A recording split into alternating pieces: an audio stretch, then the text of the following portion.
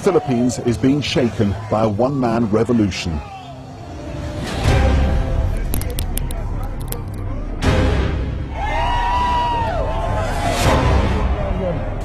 Either you kill me or I will kill you, idiots.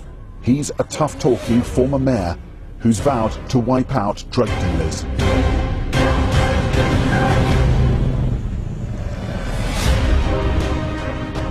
His war on drugs has unleashed assassins like Maria. When I got near this person who owed a lot to my boss, I went up close and then shot him. Every day the bodies of suspected dealers are discovered. More than 3,000 have been killed in 3 months. It's really tiring and scary, hiding all the time. You don't know if the person right in front of you will inform on you or if he might be your killer. The police are raiding prisons and being forced to purge their own ranks.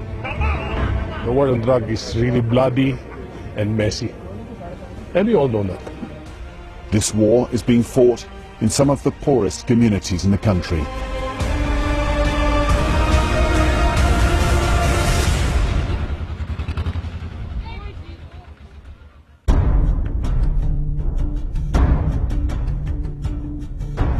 Over the past 2 decades, the Philippines has been swamped by the cheap and highly addictive drug crystal meth, known here as shabu. It destroys lives, breaks families, and feeds a powerful criminal underworld. Filipinos are among the world's highest users of the drug. Official statistics say 1.8 million people here are addicted. But recently elected President Rodrigo Duterte believes the true figure is more than double that. He's promised to stop it by unleashing a violent campaign against the dealers.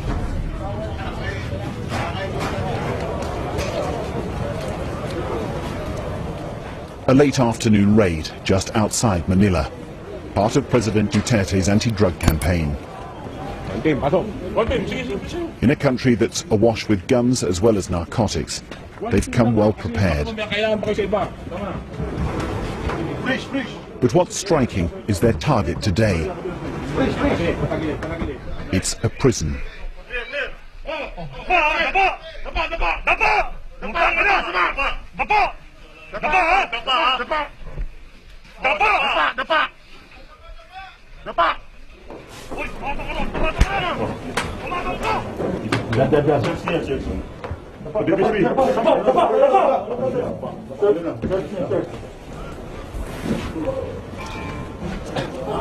Well, this is one of the larger prisons in Manila, and we've just come in with a pretty large team of police, SWAT teams.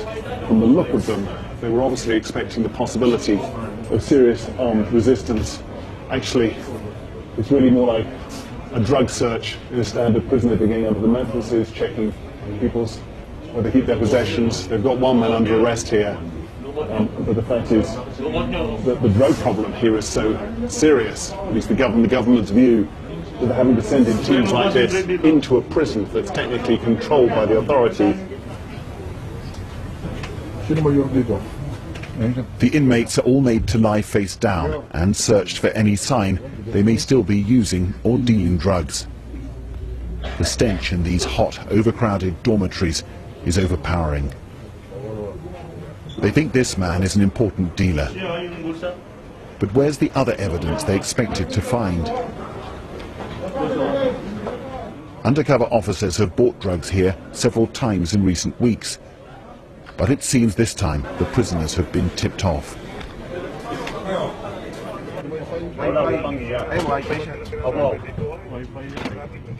In vain they press a Chinese prisoner for more information. Many of the drug syndicates operating in the Philippines are Chinese-run.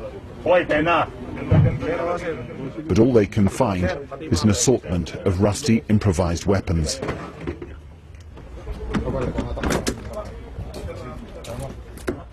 These police officers, more than 200 of them, have been brought here from the other side of Manila.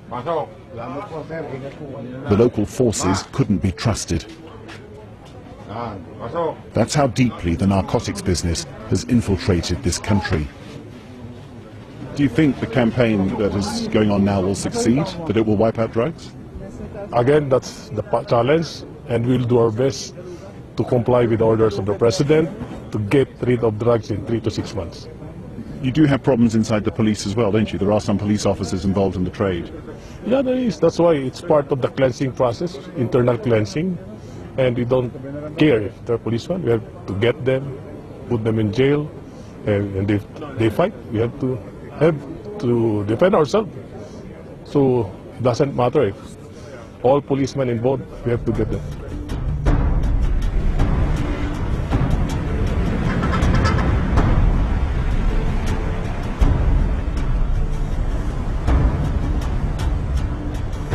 In many ways, what's happening today in the Philippines actually starts here, at the monument to the first ever People Power Revolution 30 years ago, when a popular uprising overthrew the dictator Ferdinand Marcos and ushered in a boisterous and freewheeling democracy. Filipinos have kept faith with that democracy, voting in huge numbers every 6 years for a new president.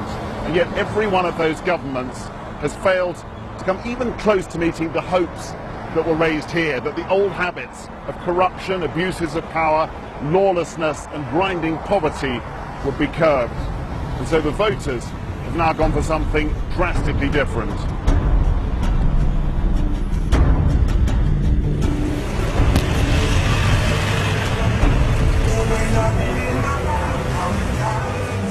They elected outspoken Mayor Rodrigo Duterte by a landslide. He's presented himself as an anti-establishment figure who can fix problems. He cares little for the polite conventions of politics, giving unscripted speeches often laced with obscenities. And what he calls the pandemic of methamphetamine addiction is at the very top of his list of things to do. We see a lot of ranting about human rights in my campaign against drugs. Let me be frank with you this afternoon. The fight against drugs will continue and unrelenting. If the resistance is violent, thereby placing your life in jeopardy, shoot and shoot him dead. Can I be more clearer than that?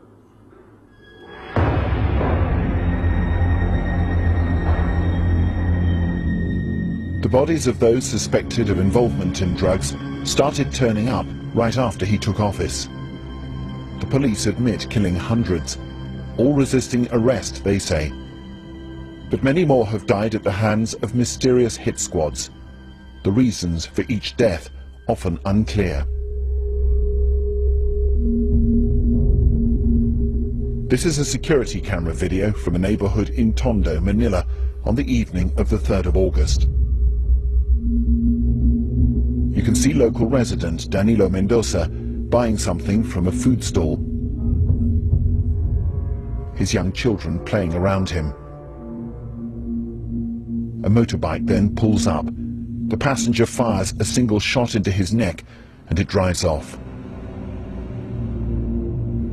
His wife is nearby and she rushes to help him, getting passers-by to lift him into a motor tricycle. But he died before they could get him to hospital.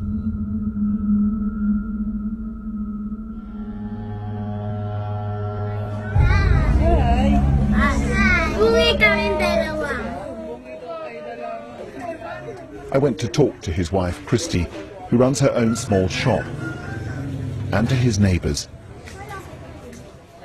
Was he killed because of drugs?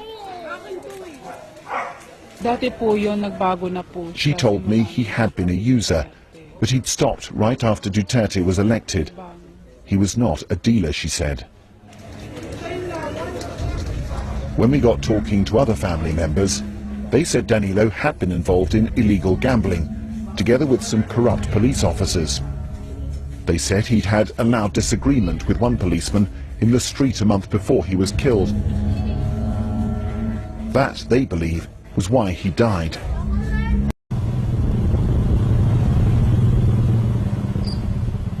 But we did manage to meet one of them, a young mother we called Maria. For obvious reasons, her identity's been concealed. Maria was brought into the contract killing business, she says, by her husband, but she'd only shot one man before President Duterte's election victory. Since then, she's killed another 5. She has no idea why they were targeted, but she says her boss is a police officer who's involved in drugs.